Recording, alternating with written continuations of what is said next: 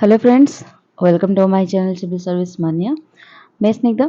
आज हम डिस्कशन करेंगे रूफ टॉप गार्डनिंग के बारे में। ये एग्रीकल्चर जो यूपीएससी ऑप्शनल सब्जेक्ट है एग्रीकल्चर, मैं मेरी चैनल में जीएस पेपर के साथ साथ एक ऑप्शनल सब्जेक्ट को भी लेक्चर दे रही हूँ और वो है एग्रीकल्चर। आप लोग को पता होगा। और इसके लिए मैं पर्टिकुलरली कोई टॉपिक नहीं लेती। जो भी मतलब रैंडमली एक टॉपिक उठाती हूँ और एक या फिर कोई भी क्वेश्चन अगर इस रिलेटेड कुछ पूछा जाए गया है एग्जाम में, वो रिलेटेड कुछ क्वेश्चंस उठाती हूँ मैं यूपीएससी एग्जाम से। और उसके बाद उसके ऊपर डिटेल से ही डिस्कशन करती हूँ कि एक एग्जाम में आया था यूपीएससी में 2020 में, यूपीएससी पेपर 2 में, एग्रीकल्चर पेपर 2 में, जहाँ पे पूछा गया था रूफटॉप गार्डनिंग का बेनिफिट्स क्या है। ठीक है, इसका बेनिफिट के बारे में आप बता सकते हैं।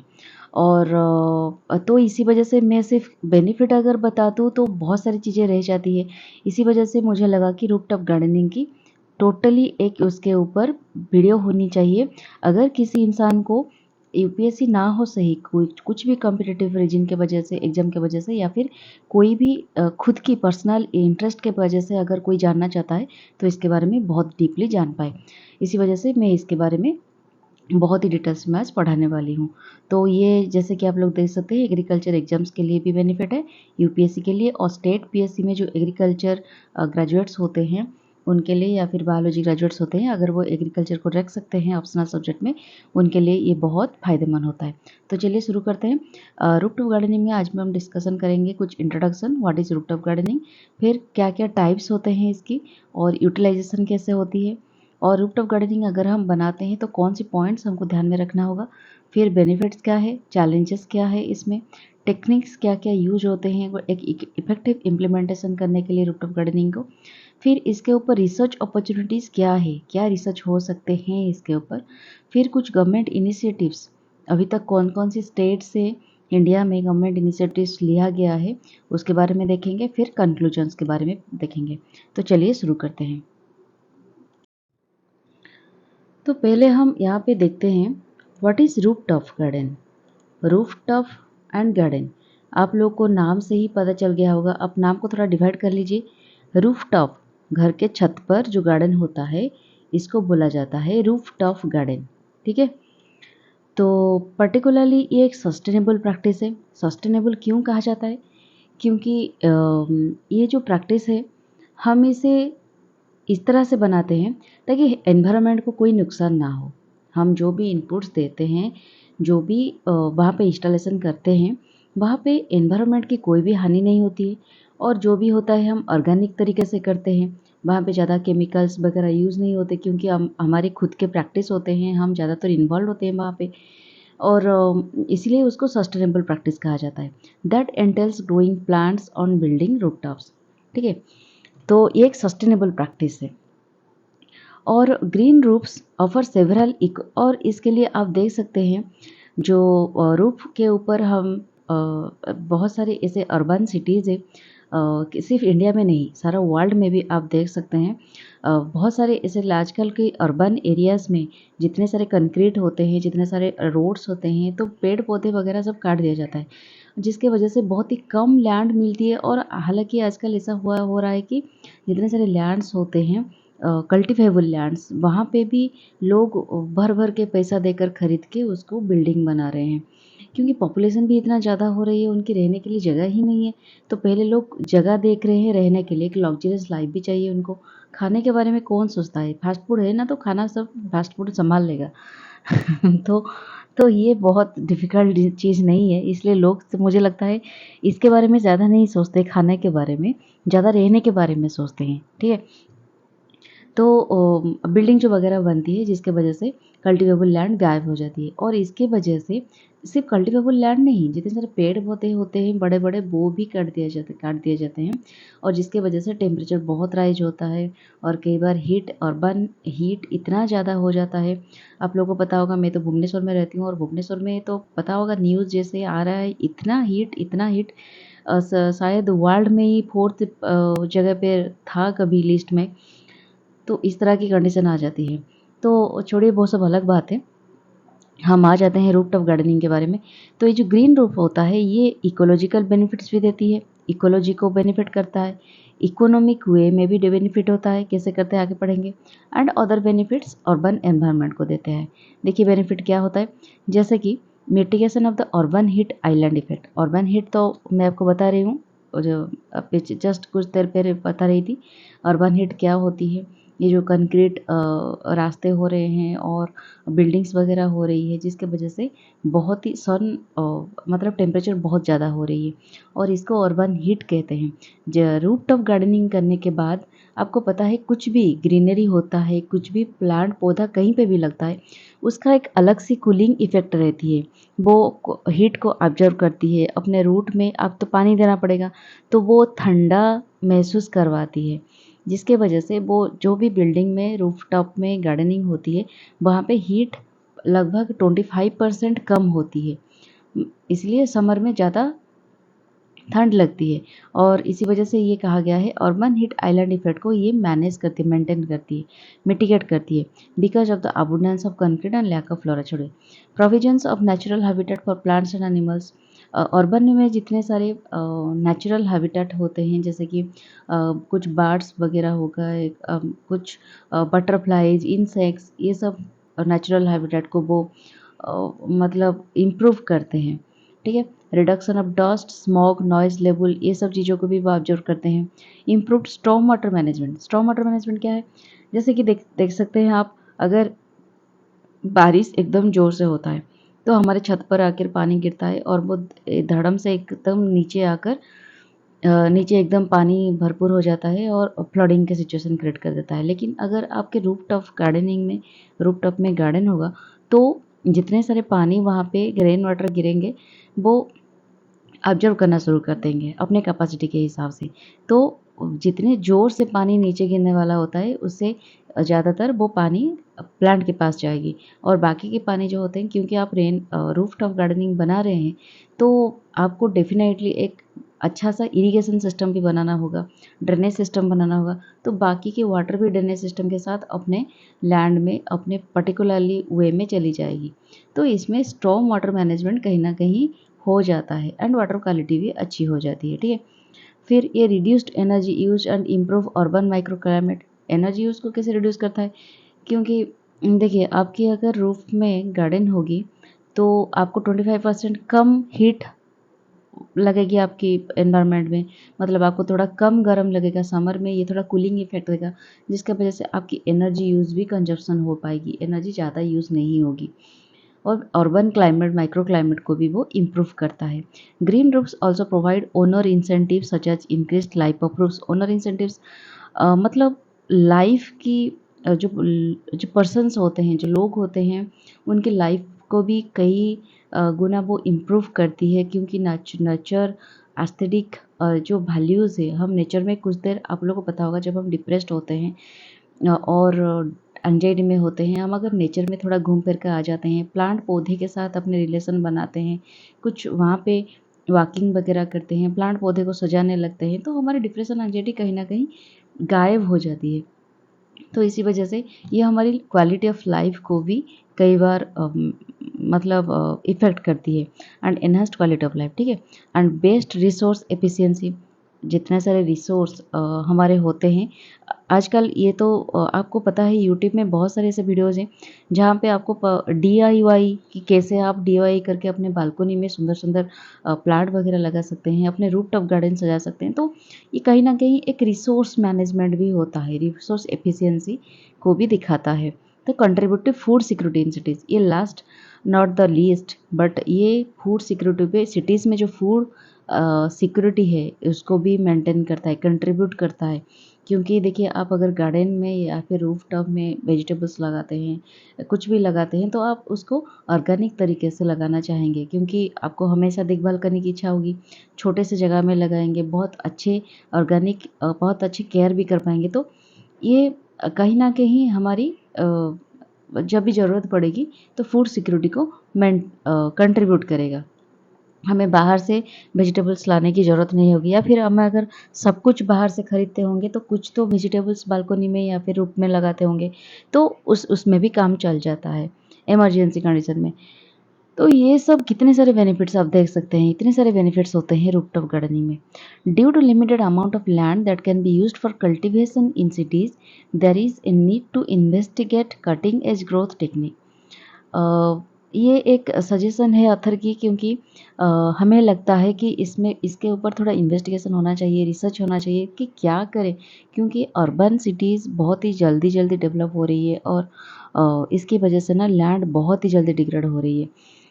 इसी वजह से हमको रूफटॉप गार्डनिंग में थोड़ा ज़्यादा कंसंट्रेट करनी होगी, ज़्यादा फोकस देनी होगी। और ये कैसे एनहांस हो सकती है, उसकी ग्रोथ टेक्निक में क्या-क्या रिसर्च और लग सकती है, तो इसके बारे में हमें सोचना चाहिए अभी से। और कुछ और planting vegetation on top of the structure, किस तरह से हम वेजिटेशन को वहाँ पे अच्छी तरीके से डेवलप कर सकते हैं, इसके बारे में हमें सोचना ज़रूर चाहिए। यहाँ पे वही बात बोला गया है जहाँ जो मैं बोल चुकी हूँ ऑलरेडी, क्योंकि अर्बन पॉपुलेशन इतनी ज़्यादा ग्रोथ हो रही है, पॉपुलेशन भी ग्रोथ हो रहा है और सबका खुद का सेल्फ डेवलपमेंट भी हो रहा है, इकोनॉमिकली सब ग्रोथ कर रहे हैं, जिसके वजह से उनको अर्बन लाइफ चाहिए और अर्बन लग्जरियस लाइफ भी चाहिए। तो इसकी वजह से अर्बन पॉपुलेशन भी कहीं न कहीं बढ़ रही है और अर्बन पॉपुलेशन के साथ-साथ हमारे एग्रीकल्चरल लैंड की भी लॉस हो रही है और ग्रीन स्पेस की भी लॉस हो रही है। तो इसी वजह से जो रूफटॉप गार्डनिंग है, ये एक बहुत ही अच्छी पॉसिबल अल्टरनेटिव हो सकती है हम लोग के लिए।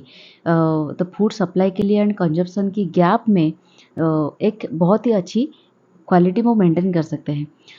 तो अगर हम रूफटॉप गार्डनिंग के बारे में देखें तो उनमें पॉपुलर मीडिया क्या-क्या यूज़ किया जाता है। Light weight aggregate based media, जो देखिए हम रूफ़ के ऊपर अगर कुछ डालते हैं तो हम ज़्यादा कुछ इसे हेवी चीज़ें नहीं डाल सकते, जिसमें हमारे रूफ़ की मेंटेनेंस में प्रॉब्लम आ सकती है, रूफ़ की लॉन्ग टर्म वायबिलिटी में कुछ प्रॉब्लम आ सकती है। इसी वजह से हमें light weight aggregate based media के ऊपर ध्यान कंसंट्रेट करना चाहिए और वो पर्टिकुलरली होता है क्ले प्लेलेट्स, परलाइट, वर्मिकुलाइट, इस तरह की कुछ मीडिया है उसमें यूज़ होती है। सॉइल बेस्ड मीडिया, वही बात मैं बोलूँगी, सॉइल बेस्ड जो मीडिया होती है वो हमेशा लाइट वेट होना चाहिए और बहुत ही कम से कम हमें सॉइल यूज़ करना है, क्योंकि ज़्यादा सॉइल होगी तो रूफ के ऊपर ज़्यादा प्रेशर भी होगी। तो मिक्सचर ऑफ टॉप सॉइल और कंपोस्ट, ऑर्गेनिक मटेरियल्स, इस ये सब इंक्लूड होती है यहाँ पे। सॉइल लेस मिसेस, और सॉइल लेस मिसेस पर्टिकुलरली हमें प्लांट में जब हम रूफटॉप में करते हैं या फिर बहुत ही लिमिटेड कंटेनर में करते हैं, ठीक है, हमें कुछ सॉइल लेस मिक्सचर्स भी चाहिए होते हैं। पर पर्टिकुलरली जो लोग गार्डनिंग करती हैं उनको पता होगा, सॉइल लेस मिक्सचर ऐसे नहीं कि सिर्फ हमें प्लांट के में प्रेशर, मतलब रूट में प्रेशर देने के लिए यूज़ करते हैं। ये प्लांट की भी बहुत डेवलपमेंट करती है, प्लांट को न्यूट्रिशन देती है, मॉइस्चर होल्ड करने में बहुत मददगार होती है। तो ये कुछ चीज़ें हैं, जैसे कि कोकोकॉयर, कोकोपीट, पीट मॉसेस, डिकम्पोस्ट बार्क, ये सब चीज़ें होते हैं सॉइल लेस मिक्सचर में। और ये बहुत ही एक अच्छी ऑर्गेनिक मटेरियल है, ऑर्गेनिक कंपोस्ट है, ऑर्गेनिक न्यूट्रिएंट है, जो कि प्लांट को डेवलपमेंट में हेल्प करता है। फिर एक हाइड्रोपोनिक सिस्टम होता है। हाइड्रोपोनिक सिस्टम में आप लोग को पता होगा, यूट्यूब में भरा पड़ा है हाइड्रोपोनिक कैसे होता है।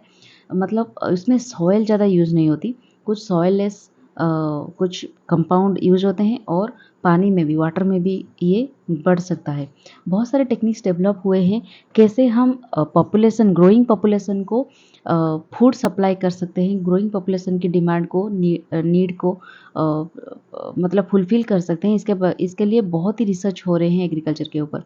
तो ये हाइड्रोपोनिक सिस्टम में कुछ मीडिया होते हैं, जैसे कि कोकोनट कॉयर यूज़ होता है, रॉक वूल को यूज़ होता है, एक्सपांडेड क्ले यूज़ होता है, इस तरह की कुछ चीज़ें यूज़ होते हैं। तो अब हम पढ़ेंगे टाइप्स, किस तरह की टाइप की रूफटॉप गार्डनिंग है। तो पहले हम देखेंगे कंटेनर गार्डनिंग, ठीक है। कंटेनर गार्डनिंग माने ये आप देखिए, इसके नेम से ही इसकी डेफिनेशन मौजूद है। तो कंटेनर प्लस गार्डनिंग, जिस गार्डनिंग में कंटेनर ज़्यादा यूज़ होता है, जैसे कि हम बालकोनी में लगाते हैं एक कंटेनर में, देखिए डिफरेंट शेप के कंटेनर्स होते हैं। अकॉर्डिंगली जो भी प्लांट हम लगाते हैं उसी हिसाब से कंटेनर चुन कर लाते हैं मार्केट से, और ये ज़्यादा प्रेशर नहीं देते रूफ में, ठीक है। क्योंकि और कुछ रूफ की ज़्यादा मेंटेन करने में भी कुछ खर्च नहीं होते, ज़्यादा मेंटेन नहीं करना पड़ता, क्योंकि जो भी हमें करना पड़ता है कंटेनर के ऊपर करना होता है। ये लेस एक्सपेंसिव है एंड हाईली फ्लेक्सिबल है फ्रॉम गार्डनिंग विथ लिटिल और no changes to the existing roof structure.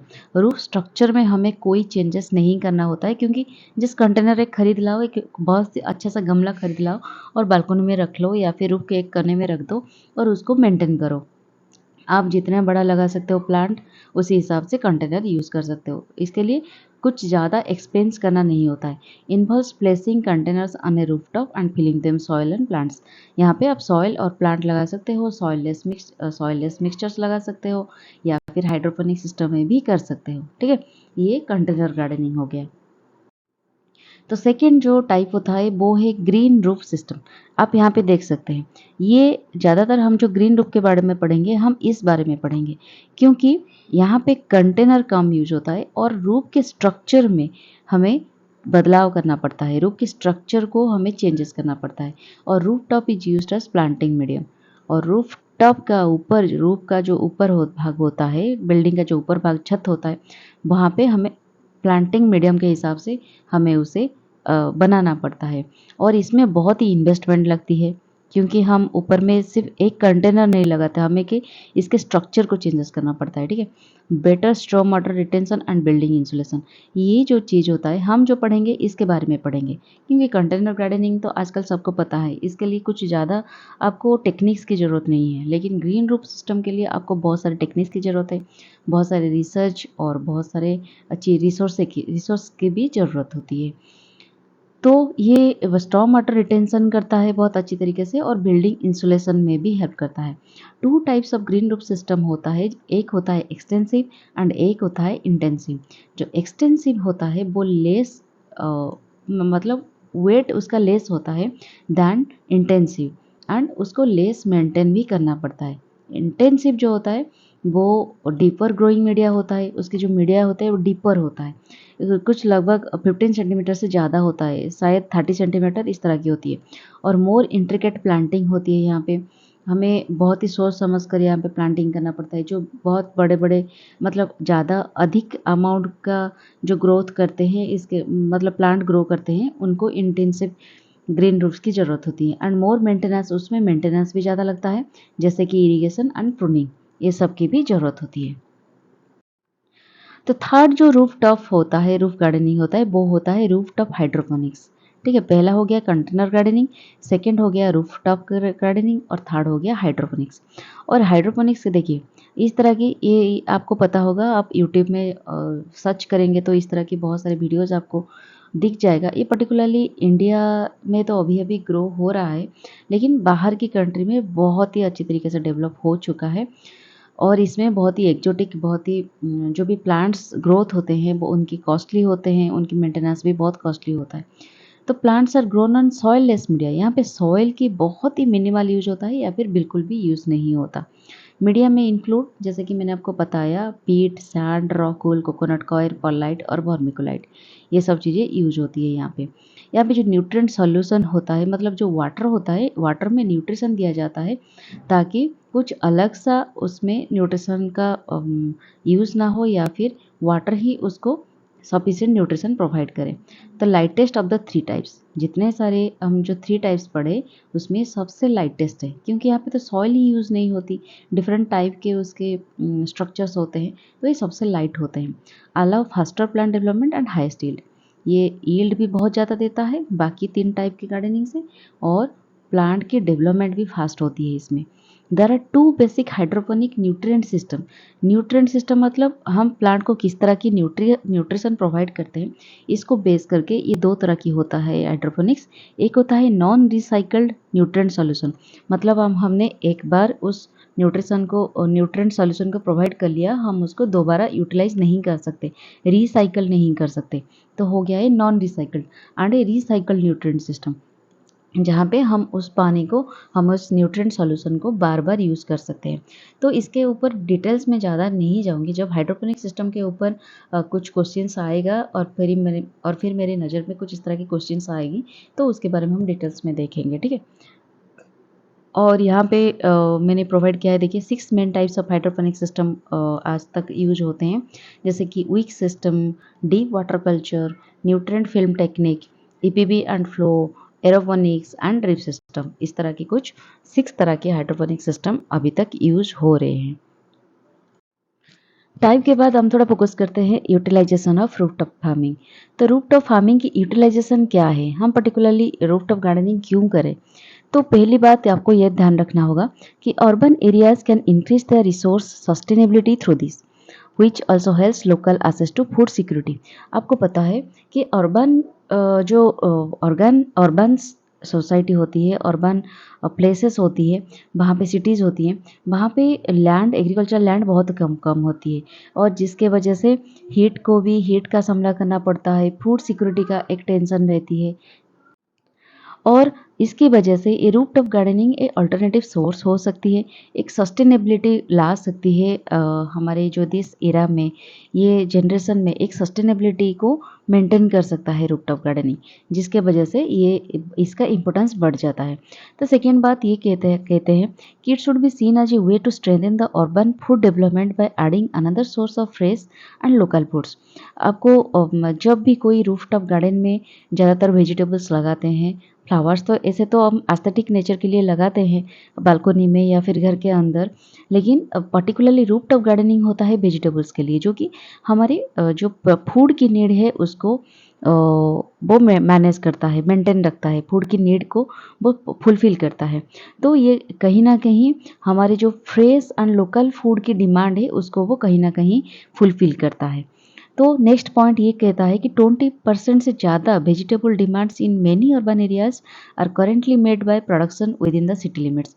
City limit में 20% से ज़्यादा जो वेजिटेबल डिमांड्स है पर्टिकुलरली रूफटॉप गार्डन से डिफरेंट सिटीज़ से आ रही है।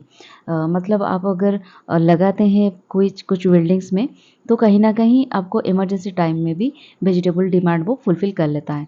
मेनी पीपल जैसे कि farmer employees of the public and private sector as well as business people and industrialists have engaged in rooftop agriculture as a way to pass the time।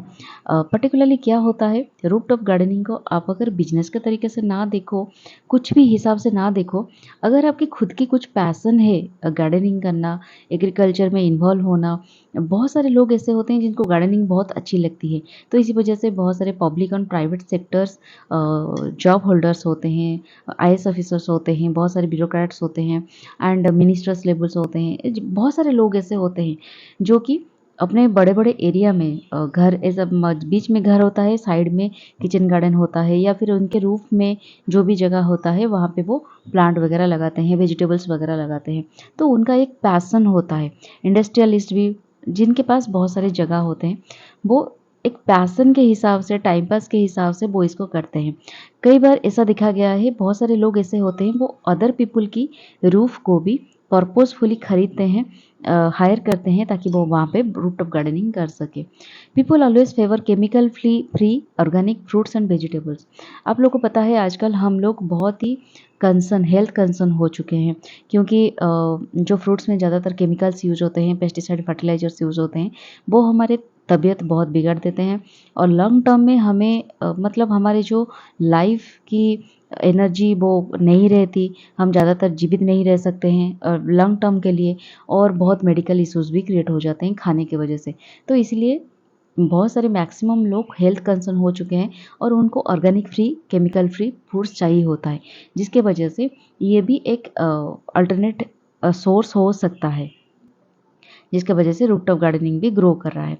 Particularly आप अगर देखें कि बांग्लादेश में 25 डिफरेंट वेजिटेबल्स रूफटॉप गार्डन में उगाया जाता है।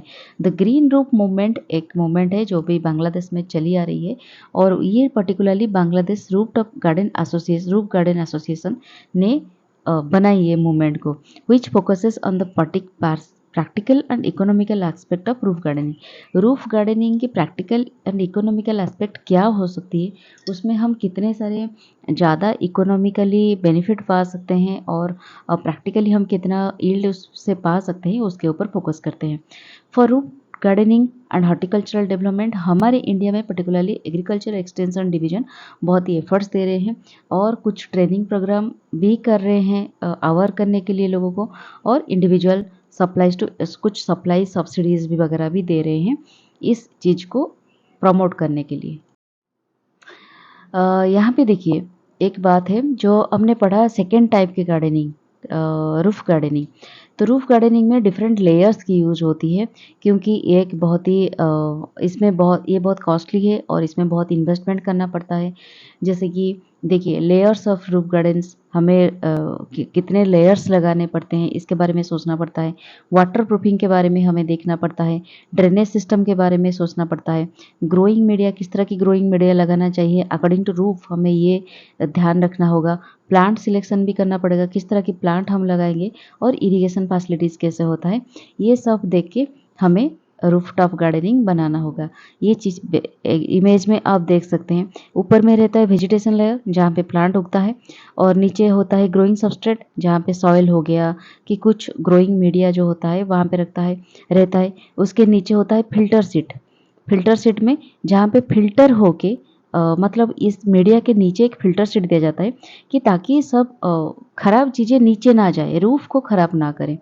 ठीक है। और ये फिल्टर सीट से नीचे आता है ड्रेनेज लेयर, जहाँ पे यहाँ पे सब जितने सारे सॉइल्स वगैरह है, ग्रोइंग मीडिया की जितने सारे रेसिड्यूज है वो यहाँ पे रह जाते हैं और पानी नीचे आ जाता है, और नीचे ड्रेनेज लेयर रहती है।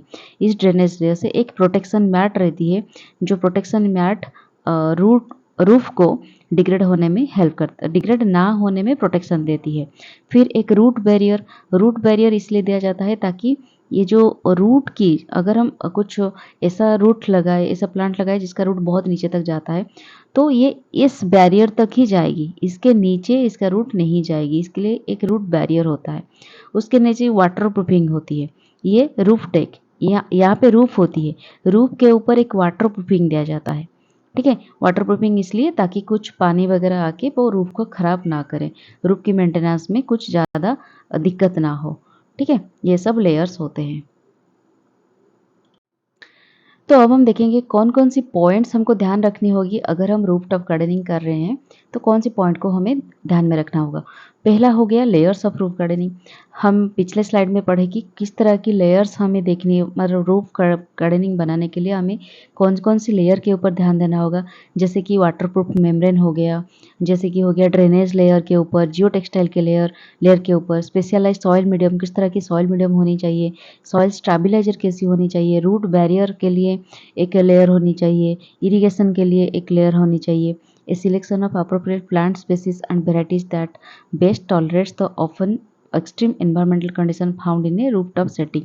और प्लांट स्पेसीज की वेराइटीज़ की भी ध्यान रखनी होगी, कौन सी वेराइटी हमें लगानी होगी, कौन सी नीड है हमें, उस तरह की चीज़ों के हिसाब से उस तरह की लेयर हमें मल्टी लेयर सिस्टम बनानी होती है।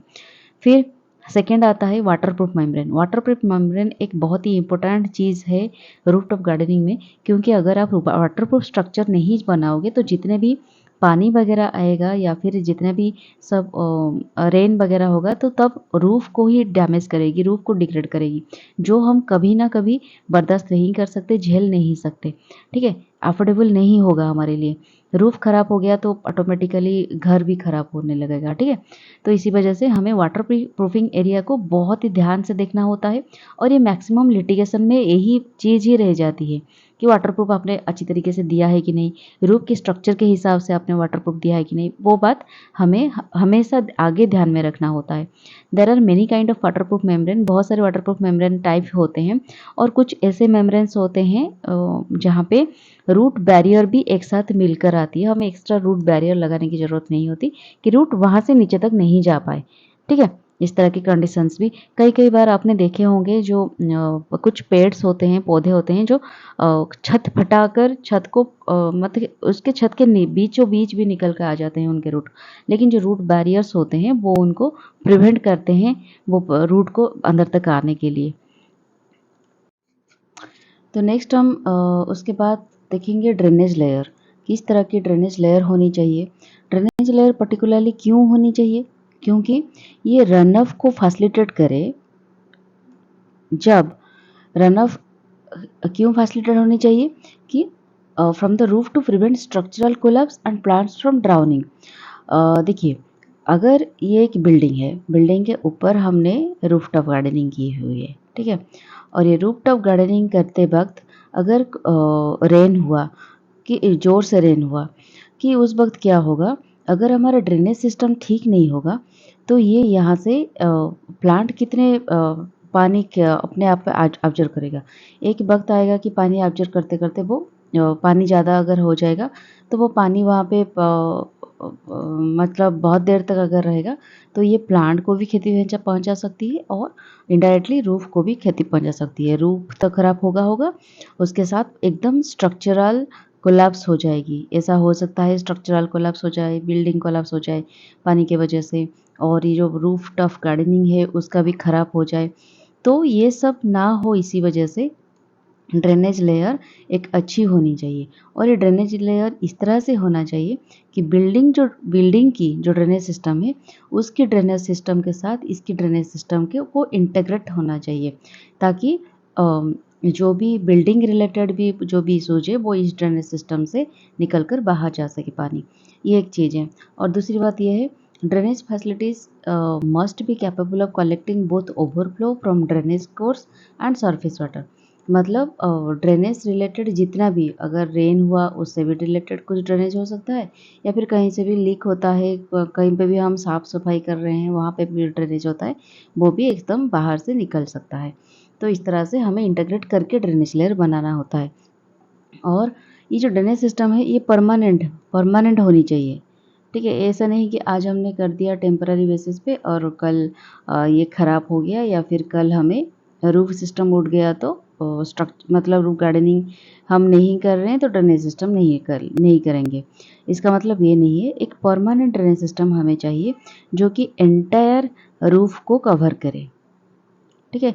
और वाटर रिटेंशन में भी desirable as an environmental mandate, water retention भी होना चाहिए, ये एक प्रोविजन होना चाहिए। और सेकंड चीज़ ये है कि ड्रेनेज लेयर होने के साथ साथ उसके नीचे एक फिल्टर सीट भी लगाना चाहिए। फिल्टर सीट यहाँ पे क्यों लगाना चाहिए? देखिए, आपने कई बार देखा होगा आपके घर में जो बेसिन है किचन में, वहाँ पे एक सिंक होता है, यहाँ पे होल होता है, तो इसमें एक लगा जाता है सिंक। तो आप कुछ अगर यहाँ पे कुछ भी काम करते हैं, किचन की काम करते हैं, कुछ भी साफ सफाई करते हैं, तो जो बड़े बड़े पार्टिकल्स हैं इस सिंक के अंदर क्लग हो जाते हैं। तो उसके बाद क्या होता है, पानी अंदर नहीं जा पाती। ठीक है, यहाँ पे हमें ये जो भी क्लग हो रहा होता है, जो सॉलिड पार्टिकल, उसको रिमूव करना पड़ता है हमें, उसके बाद ही जाकर वो पानी नीचे जाता है ड्रेनेज में। इसी वजह से यहाँ पे हमें एक अगर फिल्टर सीट लगा लेते हैं कि जहाँ जो भी सॉलिड पार्टिकल्स यहाँ पे आएगा, वो बड़े बड़े जो सॉलिड पार्टिकल होते हैं वो यहाँ पे छा मतलब जैसे फिल्टर होते हैं, छन्ना होता है, वो यहाँ पे छन्न होकर मतलब फ़िल्टर होके रह जाता है, तो हम उसको निकाल के बाहर डस्टबिन में फेंक सकते हैं। उसी तरह से एक फ़िल्टर सीट लगाने से क्या होता है, यहाँ पे जितने सारे प्लांट के डेब्रिसेस है, प्लांट की छोटे सॉइल पार्टिकल्स है, वो इस फ़िल्टर सीट में रह जाती है और पानी ये उसके ड्रेनेज होल को क्लग नहीं करती, मतलब डिस्टर्बेंस नहीं करती, बंद नहीं होती। कहाँ पे पानी एकदम अच्छे से फ्लो होती है। और यहाँ पे फ़िल्टर सीट में जितने सारे डेब्रिसेस होते हैं, जितने सारे अनवांटेड मटेरियल होते हैं, सॉलिड पार्टिकल, वो यहाँ पे फिल्टर होकर रह जाती है, हम उसे बाहर निकाल के थ्रो कर सकते हैं। तो ये सब चीज़ें चाहिए होता है।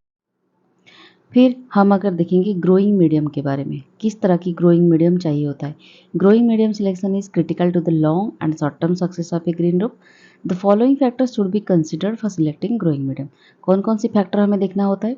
Load bearing capacity, growing medium की लोड कितनी है, ज़्यादा लोड होगी तो रूफ के ऊपर नेगेटिव इम्पैक्ट लाएगी, तो इसी वजह से हमें लोड बेयरिंग कैपेसिटी देखनी होगी, कितना हैवी है। स्लोप भी देखनी होगी इसकी, क्लाइमेट भी देखनी होगी ग्रोइंग मीडियम की, किस तरह की क्लाइमेट में वो किस तरह की काम करती है। ड्रेनेज सिस्टम किस तरह से इसका ग्रोइंग मीडियम की है। और प्लांट स्पेसिस, जो ग्रोइंग मीडियम होता है वो किस तरह की प्लांट स्पेसिस कौन सी ग्रोइंग मीडियम में काम करता है, ये सब चीज़ें हमें फैक्टर्स को देखना होता है। Natural mineral component of green roof garden substrate include sand, clay, lava, pumice, gravel etcetera. तो हमने ज़्यादातर क्या यूज़ करते हैं नेचुरल चीज़ रूफ गार्डनिंग में, वो होता है सैंड, क्ले होता है, लावा, प्यूमाइस, ग्रावेल, ये सब चीज़ें हम यूज़ करते हैं। आर्टिफिशियल मॉडिफाइड मिनरल कंपोनेंट्स क्या होता है जो हम यूज़ करते हैं, जैसे कि परलाइट, वर्मिकुलाइट एक्सेट्रा। ठीक है। एंड ऑर्गेनिक मटेरियल क्या होता है? पीट, कंपोस्ट, ये सब भी हम यूज़ करते हैं। Light weight soil amendments reduced substrate weight and support plant growth. जो आजकल आपने देखा होगा छोटे छोटे लाइट वेट सॉइल अमेंडमेंट्स भी आते हैं पॉट कल्चर में। पर्टिकुलरली आपने अगर गार्डन में बालकनी में पॉट लगाया होगा तो नेट में मैं मेरी एक्सपीरियंस बताती हूँ कि मैं जो बालकनी में लगाती हूँ, मैं यहाँ पे मिट्टी लगभग नहीं मिलती है अर्बन एरिया में, तो नेट से मंगाना पड़ता है या फिर नर्सरीज़ में मंगाना पड़ता है। नर्सरी में पर्टिकुलरली कभी-कभी वो रखते हैं, नहीं रखते। बड़े नर्सरी हो तो रखते हैं, छोटे-छोटे नर्सरी में नहीं मिलती, इसलिए मैं कई बार नेट से पर्टिकुलरली अमेज़न से मंगा लेती हूँ। और यहाँ पे जो सॉइल होती है वो बहुत ही लाइट वेट होती है। वो कभी-कभी परलाइट, वर्मिकुलाइट ये सब की मिक्सचर होती है। कभी-कभी उसमें सॉइल मिक्सिंग इतना लाइट होता है कि प्लांट बहुत अच्छे से ग्रोथ भी करता है। तो ये इतना वेट भी नहीं होती उसकी। इस तरह से चीज़ें यूज़ किया जाता है। पीएच उसका होना चाहिए 5.5 से 8। ज़्यादा एसिडिक हुआ तो भी प्रॉब्लम, ज़्यादा अल्कालाइन हुआ तो भी problem. The air content and water storage capacity should be more than 20% and 45% by volume. तो एयर कंटेंट मोर देन 20% होना चाहिए जो भी ग्रोइंग मीडियम है, और उसकी वाटर स्टोरेज कैपेसिटी जो होता है वो मोर देन 45% बाय वॉल्यूम होना चाहिए। फिर हम देखते हैं प्लांट स्पेसीज सिलेक्शन हम कैसे करेंगे।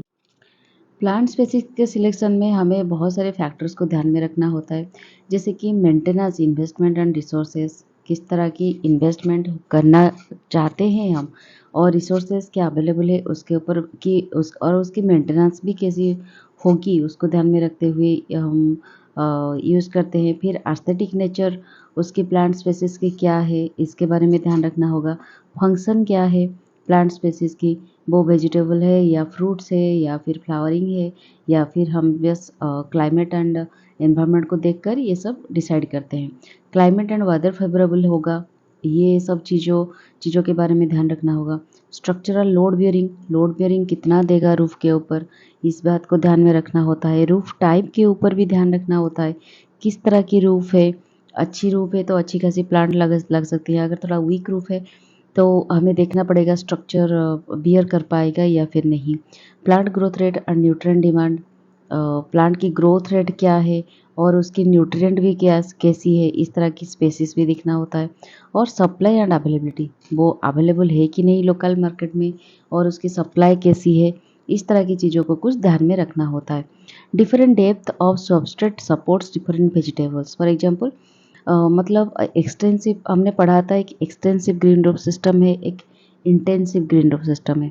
एक्सटेंसिव कुछ सालों उसकी जो मीडियम है वो थोड़ा सालो डेप्थ है, और इंटेंसिव में थोड़ा डीप डेप्थ है, मतलब लगभग 15 सेंटीमीटर से ज़्यादा जो ग्रोइंग मीडियम होगा वहाँ पे इंटेंसिव रूफटॉप गार्डनिंग में यूज होगा। ठीक है, और यहाँ पे थोड़ा हेवी प्लांट हम यूज़ कर सकते हैं, लेकिन यहाँ पे थोड़ा सालो रूटेड प्लांट्स को हम यूज़ कर सकते हैं एक्सटेंसिव लेम में। ठीक है, फिर in roof garden lawn, shrubs, coppices and trees can be grown. हम लॉन भी ग्रो कर सकते हैं, कपीसेस भी कर सकते हैं, ट्रीज भी ग्रोन कर सकते हैं। ट्रीज अगर हमें ग्रो करना होगा तो 50 सेंटीमीटर से ज़्यादा डेप्थ की ग्रोइंग मीडियम हमें प्रोवाइड करनी होगी। ठीक है, क्या क्या अटेंशन हमें देनी होगी while considering all this factors. First ये है कि सर्टेन इंडिविजुअल कुछ ऐसी वेराइटीज़ होते हैं जो कि पर्टिकुलरली एवरग्रीन्स होते हैं, लेकिन वो कम्प्लीटली विंटर हार्डी नहीं होते, एंड उसकी प्लांट कवर कुछ लिमिटेड डेंसिटी में होता है। ये वेराइटीज़ हमें किस बेसिस पर चाहिए और क्यों चाहिए ये हमें तय करके लेना होता है। फिर shrubs and coppices in exposed position must be able to withstand the wind. कुछ स्ट्रॉब्स एंड कपीसेस ऐसे होते हैं कि उनको हमें इस तरह से देखना होता है कि वो बाहर अगर हम रखते हैं वो विंड को कैसे विथस्टैंड कर पाते हैं। कभी कभी ज़ोर से हवा भी चलती है तो कैसे वो विथस्टैंड करेंगे उसके बारे में ध्यान रखना होगा। कुछ ऐसे प्लांट्स होते हैं जो कि रिफ्लेक्टेड लाइट को सेंसिटिव होते हैं। बिल्डिंग में अगर लाइट रिफ्लेक्शन हो रहा है कहीं पे तो वो सेंसिटिव होते हैं, उसके बारे में ध्यान रखना होगा। और लाइट रिफ्लेक्शन होने के बाद जो थर्मल बिल्डअप होता है, टेम्परेचर ज़्यादा होता है, उसको भी वो थोड़ा सेंसिटिव होते हैं। फिर all vegetation is sensitive to airborne chemical and exhaust contamination. जो एयरबोर्न केमिकल्स होते हैं, हमारे अर्बन एरियाज में बहुत सारे ऐसे केमिकल्स भी मतलब प्रोड्यूस होते हैं जो कि बहुत ही डिफरेंट टाइप के केमिकल, बहुत ही पॉइजनस केमिकल्स भी रिलीज होते हैं ड्यू टू इंडस्ट्रियलिज्म और due to some construction works. तो वो सब चीज़ों को भी वेजिटेशन सेंसिटिव होते हैं एंड कंटामिनेशन को भी सेंसिटिव होते हैं। Also to warm and cold air emission. जो वार्म और कोल्ड एयर एमिशन कहाँ पे होता है, हम अगर एसी वगैरह लगाते हैं वहाँ पे वार्म एयर एमिशन होती है। तो इस तरह की कंडीशन को वो सेंसिटिव होते हैं। इस सभी चीज़ों को हमें नज़रअंदाज नहीं करनी है, देखना होता है। फिर एक फैक्टर होता है इरिगेशन। आपको मैंने पढ़ाया कि irrigation watering should be carried out regular at roof gardening. Additional watering. This may be provided by using a hose, sprinkle type or drip type hose, overhead irrigation system और automated watering system. Irrigation एक बहुत ही अच्छी तरीके से होना चाहिए और हमें जो वाटर प्रोवाइड करनी है वो हमें या तो यूज़ कर सकते हैं हम स्प्रिंकल टाइप या फिर ड्रिप टाइप होस और ओवरहेड इरिगेशन सिस्टम और ऑटोमेटेड वाटरिंग सिस्टम, ये सब चीज़ें हम यूज़ कर सकते हैं। फिर सनलाइट एक्सपोजर के बारे में भी हमें ध्यान रखना है। सीजनल और डेली सन एक्सपोजर चाहिए। अगर हम वेजिटेबल्स लगा रहे हैं या फिर फ्रूट्स लगा रहे हैं, वो 6 to 8 hour of daily sun exposure minimum is required. ठीक है, ये बात को भी ध्यान रखना होगा। फिर access to the roof. Roof को एक्सेस इस तरह से अच्छी खासी एक्सेस होनी चाहिए कि स्टेयर्स होनी चाहिए, एकदम से लिफ्ट अच्छी तरह से होने चाहिए, इनफ स्पेस होनी चाहिए कि हम मटेरियल को ट्रांसपोर्ट कर सके एंड वहाँ पे कुछ अगर कंस्ट्रक्शन वगैरह या फिर मेंटेनेंस वगैरह करना होता है तो हम अच्छे खासे कर सकते हैं। इस तरह की कुछ चीज़ें फैक्टर्स को हमें ध्यान में रखनी होती है। अगर हम बेनिफिट्स की बात करें, किस तरह की क्या बेनिफिट्स करती है रूफटॉप गार्डनिंग, पहले तो ये है एस्थेटिक इफेक्ट। ये एक बहुत ही ब्यूटीफुल नेचुरल इफेक्ट देती है हमारे एस्थेटिक। एस्थेटिक मतलब क्या है, ब्यूटिफिकेशन करती है और ये बहुत सुंदर लगती है जब हम रूफटॉप गार्डन, ग्रीनरी ग्रीनरी दिखती है, different type of flowers, fruits, vegetables सब उगाते हैं, बहुत सुंदर लगता है दिखने में। और act as natural insulation for hot and cold air and save energy for your building. ये हमने पढ़ा था जब पहली पहली 2-3 स्लाइड हम पढ़े थे, तब ये बेनिफिट्स के बारे में हम डिस्कशन किए थे कि ये कैसे नेचुरल इंसुलेशन होता है हॉट एंड कोल्ड एयर की, और बिल्डिंग की जो एनर्जी सेव करती है। मतलब अगर आप बिल्डिंग के ऊपर इस तरह की ग्रीनरी एक चीज़ रहती है तो नेचुरल है कि बिल्डिंग की एनर्जी, थोड़ा टेम्परेचर थोड़ा 20 to 25% कम रहेगी, तो हमें एनर्जी सेव करने में बहुत मदद करोगी। फिर ये CO2 लेवल रिड्यूस करती है, क्योंकि ग्रीनरी रहेगी तो ऑक्सीजन ज़्यादा रिलीज करेगी और CO2 लेवल को कंजप्शन करेगी and increases oxygen and improved air quality. Air quality को भी इम्प्रूव करेगी। आप लोगों को पता होगा जहाँ पे ग्रीनरी ज़्यादा होती है वहाँ पे एयर क्वालिटी भी बहुत अच्छी होती है। फिर improves thermal insulation and energy efficiency. ये थर्मल इंसुलेशन भी करती है एंड एनर्जी एफिशिएंसी भी करती है। फिर it provides protection to building from adverse temperature and hence improve the life expectancy of the building. Building कुछ वक्त के बाद इस टेम्परेचर में, जितना सारा टेम्परेचर राइज हो रहा है, बिल्डिंग की भी मेंटेनेंस में प्रॉब्लम हो रही है, बिल्डिंग भी खराब हो रही है। तो ये टेम्परेचर की वजह से जो एडवर्स कंडीशन में बिल्डिंग खराब होती है तो उसका लाइफ एक्सपेक्टेंसी को बढ़ाता है। फिर mitigate urban island heat effect. Urban में जो आइलैंड हीट इफेक्ट होता है due to concrete, due to lack of green area, उसके वजह से, और जो रोड वगैरह होते हैं इसके वजह से हीट थोड़ा ज़्यादा होता है अर्बन एरियाज में, और उसको वो मिटिगेट करता है। It holds rain water, survives organic storm water management solution, reviving pressure on drainage system and lowering the likelihood of floods.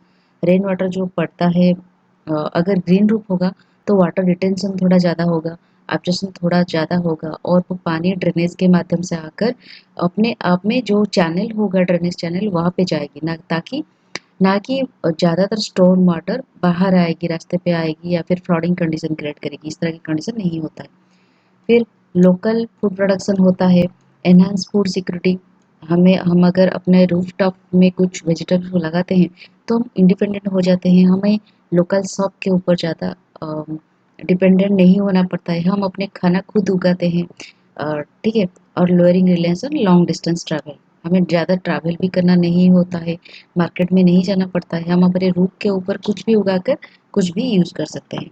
फिर कम्युनिटी एंगेजमेंट भी होती है। आफ्टर जहाँ पे रूफटॉप गार्डनिंग है, हम वहाँ पे कुछ जैसे कि कुछ सोशल फंक्शन हो गया, कम्युनिटी गैदरिंग हो गया, एजुकेशनल प्लेटफॉर्म हो गया, वो सब हम जाकर वहाँ पे कर सकते हैं और ये बहुत ही अच्छी खासी एक कम्युनिटी गैदरिंग को भी ये दर्शाता है। अब हम देखेंगे कुछ चैलेंजेस। हमें रूफटॉप गार्डनिंग में क्या-क्या चैलेंजेस फेस करना पड़ता है। तो पहली बात ये है structural limitation. To maintain the building stability and safety structural evaluation and enforcement may be required. हमें पहले रूफटॉप गार्डनिंग करने से पहले स्ट्रक्चरल इवैल्यूएशन को बहुत अच्छे तरीके से इवैल्यूएट करना पड़ेगा, क्योंकि हमारे रूफ जो होता है कई बार कंस्ट्रक्शन बहुत पुअर होती है, रूफटॉप गार्डनिंग सपोर्ट करेगा या फिर नहीं करेगा, रूफ के ऊपर ज़्यादा प्रेशर आएगी, इसके बारे में हमें ध्यान रखना होता है। तो ये सब इवैल्यूएशन हमें देखना पड़ता है। रूफ की सेफ्टी, बिल्डिंग की सेफ्टी, इस बारे में देखना होता है। फिर मेंटेनेंस रिक्वायरमेंट होती है। If need frequent maintenance like watering frequent करना पड़ता है, fertilising, pruning, pest control, soil management, ये सब मेंटेनेंस हमें फ्रीक्वेंट करनी होती है। क्योंकि लैंड में क्या होता है, जो सॉइल होता है, हम पर्टिकुलरली लैंड में जो उगाते हैं, कल्टीवेशन करते हैं, वहाँ पे सॉइल में ताकत होती है कि प्लांट में अगर हम कुछ न्यूट्रिशन डालें या फिर वाटर डालें ना डालें, रेन के साथ वो वाटरिंग हो जाता है उसका। और कुछ प्लांट वगैरह हम अगर उगाते हैं तो नेचुरली वो सॉइल से जो न्यूट्रिशन है वहाँ पे वो ले लेते हैं, तो ज़्यादा हमें फर्टिलाइजर और वाटरिंग फर्टिलाइजिंग की टेंशन नहीं होती। लेकिन हम अगर आर्टिफिशियल नहीं, अगर हम एक लिमिटेड जगह पे लगाएंगे तो हमें सब कुछ ध्यान रखना होगा time to time. Access to rooftop is multi-story structures might cause logistic issue। और मेंटेनेंस में एक हमें ये भी देखना होता है जो स्टेयर केस या फिर जो लिफ्ट में ट्रांसपोर्ट फैसिलिटीज अच्छी खासी है कि नहीं, इसके बारे में भी देखना होता है। फिर रिसोर्स लिमिटेशन। रूफटॉप गार्डनिंग में it frequently experience water accessibility and soil fertility. ये दोनों चीज़ें पर्टिकुलरली रिसोर्स लिमिटेशंस हो जाती है। वाटर कभी कभी वाटर असेसिबिलिटी की रिसोर्स थोड़ा लिमिटेड हो जाती है और सॉइल फर्टिलिटी की भी लिमिटेड हो जाती है, क्योंकि वाटर कई जगह पे स्कार्सिटी अभी देखने मिला है सिटीज़ वगैरह में। अभी अभी आपको पता होगा शायद, बैंगलोर में वाटर स्कार्सिटी हो चुका था, तो बहुत डिफ़िकल्ट हो रहा था। उस कंडीशन में आप रूफ़टॉप गार्डनिंग में वाटर खुद पीने के लिए अपने पास पानी नहीं होगा, तो रूफ़टॉप गार्डनिंग में क्या पानी देंगे, इसके बारे में सोचना लायक है। मतलब this is a debatable question, right? Then soil fertility के ऊपर भी क्वेश्चंस आता है कई बार। Timely soil amendments and organic matter में आल्सो भी नीडेड। ये सब चीज़ों के बारे में भी हमें देखना होता है। लिमिटेड रिसोर्स होती है ऑर्गेनिक मैटर की, सॉइल अमेंडमेंट की, ठीक है। फिर एनवायरमेंटल कंडीशन। कई बार क्या होता है, rooftops are expose to a variety of adverse climatic factors like strong winds, कभी कभी जोरदार से विंड को फेस करना पड़ता है। चिली टेम्परेचर, अर्बन एरिया में थोड़ा ज़्यादा चिली टेम्परेचर हो जाती है। डायरेक्ट सनलाइट, सनसाइन रिफ्लेक्शन भी उसको झेलना पड़ता है। Hence careful selection of right species and cultivars of plants can endure this conditions. इस बारे में भी ध्यान रखना होगा। फिर obstacles posed by legislation and policies. In some metropolitan cities, rooftop gardening is not supported or encouraged to its full potential due to building laws, zoning regulations, and permission requirement. आपने कई बार क्या होता है, पर्टिकुलरली हमारे India में ऐसा कुछ strong rules regulations नहीं है रूफटॉप गार्डनिंग को लेकर। हाँ, धीरे धीरे अवेयरनेस क्रिएट हो रही है कई कई स्टेट्स में, लेकिन ज़्यादातर अर्बन सिटीज़ में अभी फॉलो नहीं किया गया है। और ड्यू टू कुछ बिल्डिंग लॉज वगैरह ऐसा है कि वहाँ पे आप रूफटॉप गार्डनिंग नहीं कर सकते। कुछ जोनिंग रेगुलेशंस है, परमिशंस भी रिक्वायरमेंट करनी पड़ती है बड़ी बड़ी बिल्डिंग में, परमिशन लेना पड़ता है जो बीडीए होता है या फिर म्यूनसिपालिटीज होते हैं। To remove these obstacles, advocacy and encouraging policies are necessary। कुछ अच्छी खासी पॉलिसीज भी होनी चाहिए इस ऑब्स्टैकल को, इस चैलेंज को चैलेंज करने के लिए, ठीक है। तो हम अब देखेंगे क्या टेक्निक हम यूज़ कर सकते हैं for effective implementation of roof gardening. तो पहले सबसे पहले आता है इंजीनियरिंग एंड स्ट्रक्चरल असेसमेंट। आप पहले रूफ की स्ट्रक्चर असेस करोगे, उसके बाद ही कुछ प्लानिंग कर पाओगे, उसके बाद ही कुछ आइडिया लगा पाओगे आपको किस तरह की रूफ टॉप गार्डनिंग चाहिए। तो पहले कंप्लीट स्ट्रक्चरल एनालिसिस करना होगा और ये देखना होगा कि बिल्डिंग की लोड बेयरिंग कैपेसिटी कितनी है, कितना ये अगर आप इंफ्रास्ट्रक्चर दे रहे हैं गार्डन की, तो क्या ये हैंडल कर सकता है इतना वेट, तो ये सब देखना होता है। उसके बाद प्लानिंग एंड डिजाइनिंग करना होता है, जैसे कि किस तरह की प्लांट हमें लगानी चाहिए, मतलब हमें किस तरह की प्लांट की रिक्वायरमेंट है, हमें लगाना चाहिए या फिर नहीं, विंड की पैटर्न कितनी है, कैसी है, कौन सी डायरेक्शन से विंड आ रही है, ये भी बहुत ज़रूरी चीज़ होती है। सनशाइन एक्सपोजर कैसे होती है, वाटर एक्सेसिबिलिटी अच्छी खासी है या नहीं, इफेक्टिव इरिगेशन टेक्निक भी अच्छी खासी हम प्लानिंग और डिजाइनिंग में देते हैं, किस तरह की इरिगेशन टेक्निक हमें देना चाहिए, सुइटेबल ड्रेनेज कैसे कहाँ पे लगाना होगा, सुइटेबल ग्रोइंग मीडियम कौन सी ग्रोइंग मीडियम हम देंगे हमारे प्लांट के लिए, ये सब प्लानिंग डिजाइनिंग करना होता है। उसके बाद एक टेक्निक होता है community engagement and stakeholder involvement.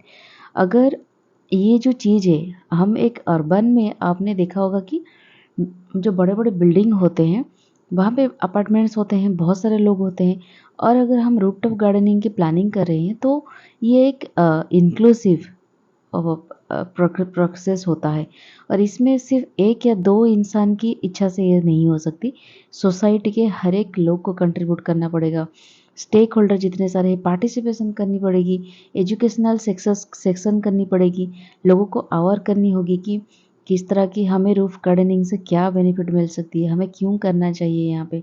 तो हर एक लोग की पार्टिसिपेशन, हर एक ओनर की पार्टिसिपेशन वहाँ पे अगर होगी, तो ही रूफटॉप गार्डनिंग बहुत इफेक्टिव हो सकती है। Volunteer opportunities and communal gardening areas, जहाँ पे लोग वॉलंटियरिंग कर सकते हैं आकर, कि हमें आज ये करना है, वाटरिंग करना है, प्रूनिंग करना है, साफ सफाई करनी है, इस तरह की कुछ चीज़ों को ध्यान में रखना होगा। फिर फोर्थ जो टेक्निक होता है maintenance and ongoing care, establishing A maintenance schedule for the rooftop garden. मतलब आप अगर कम्युनिटी में कर रहे हैं या फिर एक अपार्टमेंट में कर रहे हैं, हर एक अपार्टमेंट की एक सोसाइटी होती है, तो आपको शेड्यूल बनानी होती है मेंटेनेंस करने के लिए। और we should cover routine fertilization, क्या क्या शेड्यूल करनी होगी, हमें रूटीन फर्टिलाइजेशन देनी है, इंसेक्ट कंट्रोल के लिए एक शेड्यूल बनानी होगी, प्लांट को टेक केयर करने के लिए एक शेड्यूल बनानी होगी। Maintenance by integrating intelligent technology, technology की भी मदद हम ले सकते हैं, उसके साथ ही मेंटेनेंस कर सकते हैं, जैसे कि ऑटोमेटिक इरिगेशन सिस्टम हम यूज कर सकते हैं, जो कि इस प्रोसेस को सिंप्लीफाई कर सकता है। फिर एक लास्ट टेक्निक आता है जो कि कोलैबोरेशन विद पॉलिसी मेकर। हमने चैलेंजेस में पढ़ा था, पॉलिसी के वजह से हमें बहुत सारे चैलेंजेस फेस करना पड़ता है, अच्छी खासी लॉज पॉलिसीज नहीं है रूफटॉप गार्डनिंग को लेकर, तो हमें रूफटॉप गार्डनिंग को इनकॉर्पोरेट करना होगा into urban planning framework. Urban की जो प्लानिंग फ्रेमवर्क आती है हर साल, तो या फिर हर 5 साल में, तो उसके साथ इसको भी इनकॉर्पोरेट करना होगा, एंड लोकल गवर्नमेंट को भी, अथॉरिटीज़ को भी इसके साथ काम करना होगा।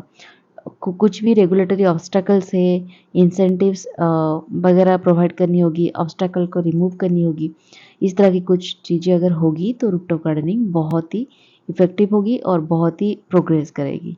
ठीक है, उसके बाद हम देखेंगे future directions and research opportunity. Rooftop gardening को लेकर रिसर्च अपॉर्चुनिटी क्या हो सकती है, तो पहली बात ये है कि प्लांट सिलेक्शन एंड अडॉप्टेशन को लेकर, ये प्लांट सिलेक्शन के ऊपर हम बहुत ही रिसर्च कर सकते हैं, जैसे कि research might concentrate on determining plant species, कौन सी प्लांट स्पेसीज हमें या फिर कल्टीवार लगानी होगी रूफटॉप गार्डनिंग में, कौन सी सुइटेबल है, और कौन सी विंड के लिए, विंड की डायरेक्शन के लिए, सन एक्सपोजर के लिए, ज़्यादा सन एक्सपोजर के लिए कौन सी स्पेसीज, कम सन एक्सपोजर के लिए कौन सी स्पेसीज, शेड लविंग प्लांट कैसे हम उगा सकते हैं, इसके ऊपर थोड़ा रिसर्च होना चाहिए।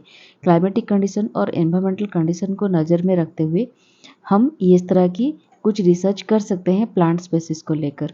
फिर ऑप्टिमाइजेशन ऑफ ग्रोथ मीडिया, हमें ग्रोथ मीडिया के ऊपर भी अच्छी खासी अपॉर्चुनिटी मिल सकती है रिसर्च के ऊपर, कि कौन सी ग्रोथ मीडिया की वाटर होल्डिंग कैपेसिटी अच्छी है, न्यूट्रिएंट होल्डिंग कैपेसिटी अच्छी है, न्यूट्रिएंट अच्छी खासी नेचुरल न्यूट्रिएंट वो प्रोवाइड कर सकता है ऑर्गेनिकली, इस तरह की चीज़ों के ऊपर हम रिसर्च कर सकते हैं। ठीक है, थर्ड हो गया वाटर मैनेजमेंट इरिगेशन स्ट्रैटेजी, ये एक अच्छी खासी रिसर्च अपॉर्चुनिटी है वाटर यूटिलाइजेशन को मैक्सिमाइज करने के लिए, और बाहर की वाटर रिसोर्सेस के ऊपर कम से कम रिलायंस होने के लिए हम रिसर्च इसके ऊपर कर सकते हैं, जैसे कि रेन वाटर गैदरिंग हम कैसे करके इरिगेशन कर सकते हैं, ग्रे वाटर रिसाइकलिंग कैसे करेंगे, स्मार्ट इरिगेशन सिस्टम कैसे यूज़ करेंगे, ये सब के ऊपर रिसर्च हो सकती है। फिर इकोलॉजिकल इम्पैक्ट एंड बायोडाइवर्सिटी, इसके ऊपर भी रिसर्च हो सकती है। कैसे कि research can look into how it may help preserve biodiversity and maintain urban wild life habitat, कि कैसे क्या करने से बर्ड्स, इंसेक्ट, पॉलिनेटर्स ये ज़्यादा से ज़्यादा हमारे रूफटॉप गार्डनिंग में आए और हमारे नेचुरल हैबिटेट को एनहांस करे, एस्थेटिक ब्यूटी उसका बढ़ाए। और फिफ्थ पॉइंट लास्ट जो है economic feasibility and social equity, यहाँ में इसमें हम इकोनॉमी की फिजिबिलिटी हम कैसे बढ़ा सकते हैं, कैसे हम इंडिपेंडेंट हो सकते हैं, लोकल मार्केट के ऊपर ज़्यादा से ज़्यादा निर्भर नहीं करना पड़ेगा, हम अपने रूफटॉप गार्डन से आत्मनिर्भर बन सकते हैं, अपने खाना खुद अपने जो वेजिटेबल्स फ्रूट से खुद उगा सकते हैं। ये एक रिसर्च अपॉर्चुनिटी हो सकता है। जैसे कि आजकल आपने देखा होगा, एक एग्जांपल मान के चलिए हाइड्रोपोनिक्स, आजकल बाहर कंट्री में हाइड्रोपोनिक्स इतना ज़्यादा यूज होता है कि लोगों पर्टिकुलरली लैंड के ऊपर ज़्यादातर निर्भर नहीं होते।